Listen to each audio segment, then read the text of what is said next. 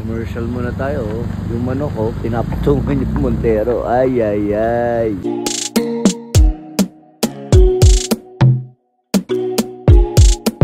Good morning mga ka-winners. Yes, straight from Vietnam. Dito tayo sa munting pangarap.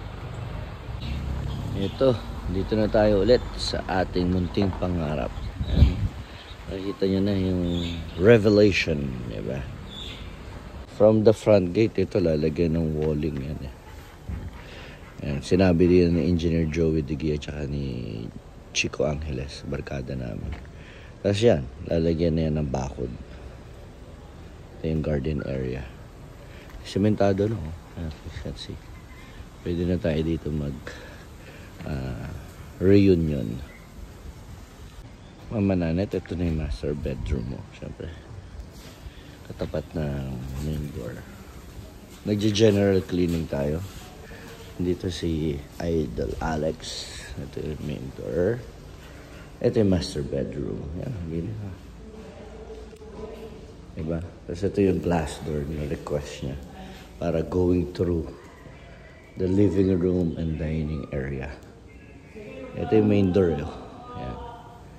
Yan na. Tagusan na siya. Ganda na. Tapos ito na. Medyo meron na steps pababa. Ito. Sinasabi ko sa inyo na pa-loft type. Yes. Sabi ko naman sa inyo sa buhay natin kailangan may tiwala lang. Siyempre, sa right person.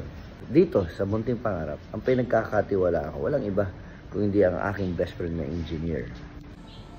Ito, si best friend engineer Joey Digia. Good job. Konting-konti na laang. Konti na laang. Kamusta ka? Isang linggo tayo hindi nakita. Wala, nagkasakit. Kasakit ka, ako nagpuntang Vietnam. Tsaka, olats ako eh. Talo ako 1 point, championship.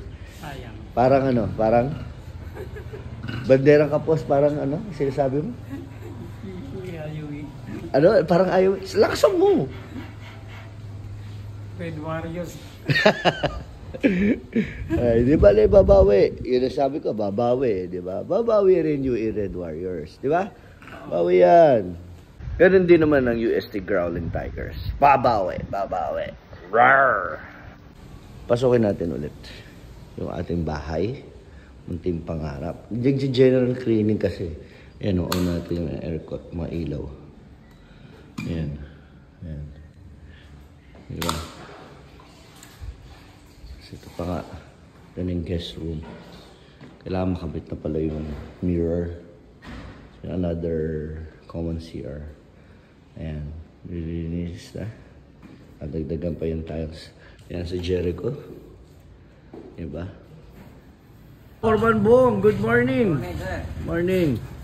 Full force ulit, oh. Dumating na si Foreman Bong, diba? Kasi nga talagang bakbakan na yung laban. Mamaya ikot tayo doon sa likod. Diba? Ito kasi nagsisilbing stock room for now eh. Yan, oh, na mga gamit. Diba? Ito yung sa loft type sa likod. Makakapal din yung pagkakasuminto. Yan. Yan ang head coach ko. Nagbibigay ng instruction sa kanyang deputy foreman. Yan na, parang basketball team eh. Diba? Ako yung team manager. Team owner. Yan yung head coach. Ayan yung foreman niya. Diba? Team Pilipinas, oh. Samahan nyo ako. Punta tayo sa likod. Tingnan natin kung ano yung nangyayari. Ito, babakudan na to. Ito na yung gilid na area. Ayan. Ayan, makikita nyo may tanse. Diba? That's the line. Property line.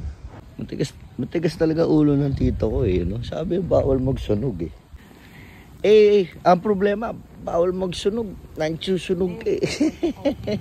Koti-koti lang. Hindi ko binibigla.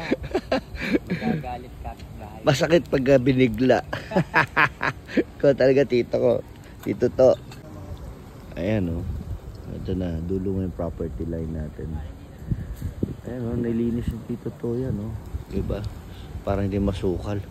Kasi last time may nakita daw siya dyan. Ahas eh. Diba? You have to keep it clean. Hindi naman pala siya nagsusunog. Ang pinapatay niya yung roots mismo. Yan o. Sige, Tito. So, let's go. Bilhin na natin inuutos ng Tito to. Termite na gamot para sa anay. At the same time, may mga materials po tayong bibilin para sa mga pipes. Nagkakaintindihan kaya to ng game plan? Hindi, kasi ito lumabas din dyan. Dapat dito pag gano'n. Pero okay yan ha. Parang coaching. Parang basketball coaches. Dapat nag-uusap kung ano yung all points, all angles bago gumawa ng game plan. Yan si Jericho sa basketball point of view. Utility staff yan. Ito naman si Alex. Mala James Shop to. Gunner, scorer, 2-beat. Yan.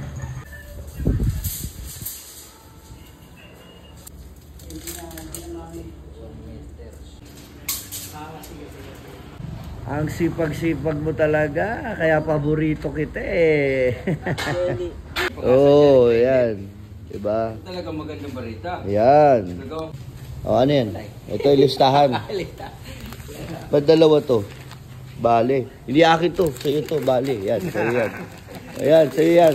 Sa'yo yung bale. Kayo nili mag-usap. Ito, akin, pintura. Isahan pa ako ni Jay Manalo. No?